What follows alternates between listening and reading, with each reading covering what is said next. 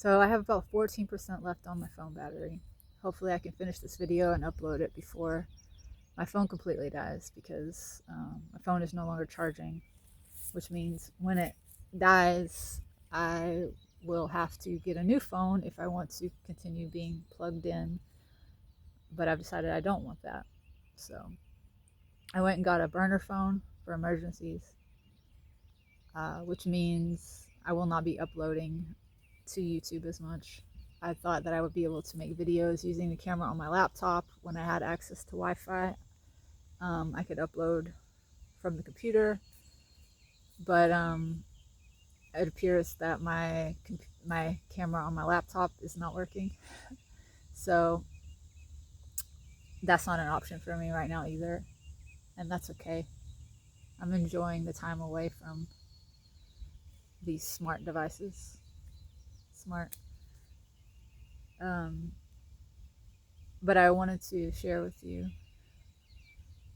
a really cool thing that happened. Has to do with this little creature right here. This is a goldfinch, and I was journaling about meaningful coincidences yesterday.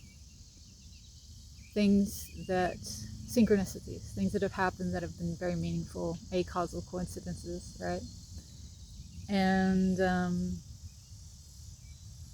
I got up to get a drink of water during this time, and above the kitchen sink there's a little statue of a pheasant. And I thought, oh, I'd really love to do some sketches of some birds. You know, maybe when I'm done journaling,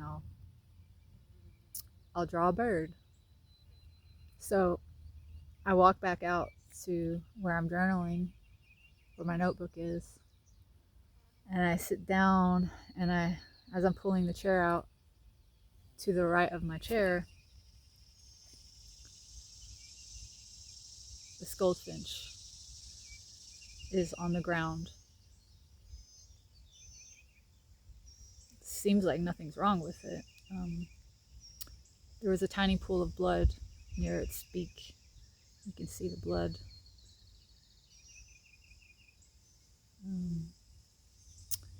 And also, goldfinches just have red coloring around their beak as well, naturally. But there was blood. And I was immediately taken back to a synchronicity with a goldfinch. Now, this is the synchronicity, but another experience that I had had with a goldfinch. As I'm writing about coincidences, meaningful coincidences, synchronicities, I have a synchronicity with this goldfinch that's laying at my feet. A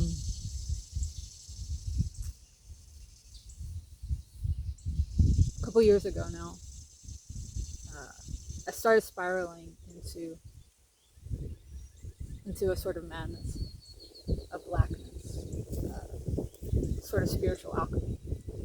And my entire world as I knew it was dissolving, disintegrating.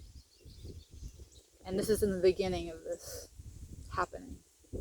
I was sitting in a picture window in a farmhouse where I was doing a work exchange. Looking out of this picture window, contemplating my life and what was happening and the chaos of it all, and all of a sudden a goldfinch, just like this goldfinch, flew into the picture window and fell to the ground, and I ran outside and picked it up, and it appeared to be dead. I thought it had broken its neck. So I carried it inside with me, and I was staring at this goldfinch, and all of a sudden it came back to life and it started flying around the room. It seemed miraculous. Like, clearly the bird had just been stunned and it hadn't actually been dead, but it appeared as if this bird had been resurrected. And so immediately I looked up the spiritual significance of the goldfinch. And the goldfinch is symbolic of Christ and the suffering of Christ. And the blood, what looks like blood, on the goldfinch, the red coloring around the beak, is symbolic of the blood of Christ, sorry. And you will see paintings of the baby Jesus, the child Jesus, holding the goldfinch. It's part of Christian mythology. It was said that when Christ was being crucified, a goldfinch came and landed on his head and was picking at the thorns on the crown. And this is why there's an association between the goldfinch and Christ and the suffering of Christ. And the red coloring on the natural red coloring on the beak of the goldfinch is supposed to be symbolic of the blood of Christ and the sacrifice that Christ gave for us and made for us. So I had this encounter with this goldfinch at the beginning of what turned out to be my own sort of Christ-like story, where I went through this period of time where everything I knew, everything I was attached to, went away, and I was betrayed by many people that I trusted, and I died unto myself, and I was born again. And I did have an encounter with Christ. I had an encounter with the Virgin Mary, visions, and Joseph as well.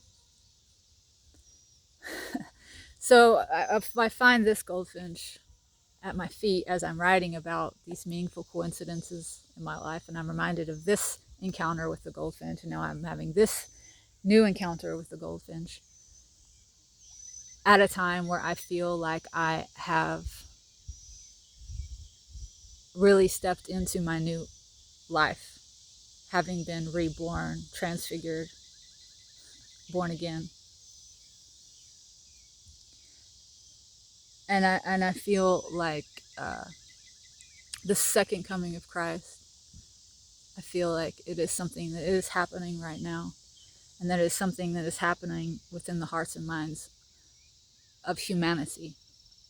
Potentially, all humans have the capacity to awaken, to be Christed. Christ, I believe, was an awakened man who was trying to tell his brothers and sisters, you and I, that we also have the potential to wake up to our full potential and to realize that we are all sons and daughters of God. And just before I found this goldfinch, I found a robin's egg. And so I looked at the robin's egg as well, and the robin and the robin's egg is also symbolic of Christ. So all of life is meaningful. There are signs and symbols all around you. God is speaking to us always. And just before I started filming this video, I had a scarab beetle land on me. 3 scarab beetles in as many days. And scarab beetles are also linked to synchronicities.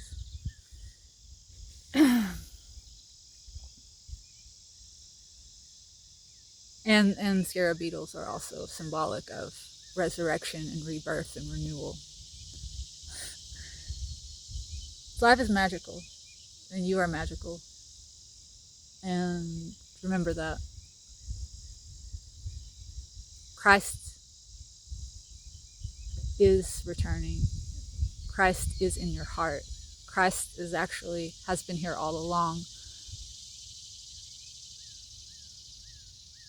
Christ consciousness.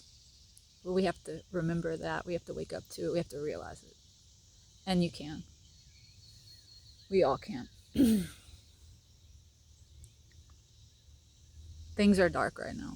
But it is always darkest before the dawn. Truly. And I think we're in for something spectacular.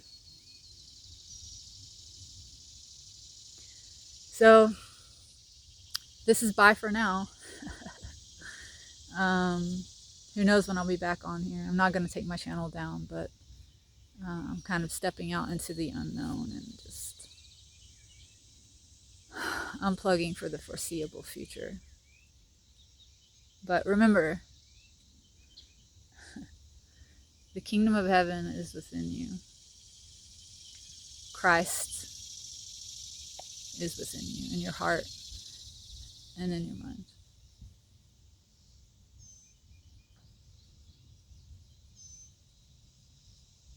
And life is so cool.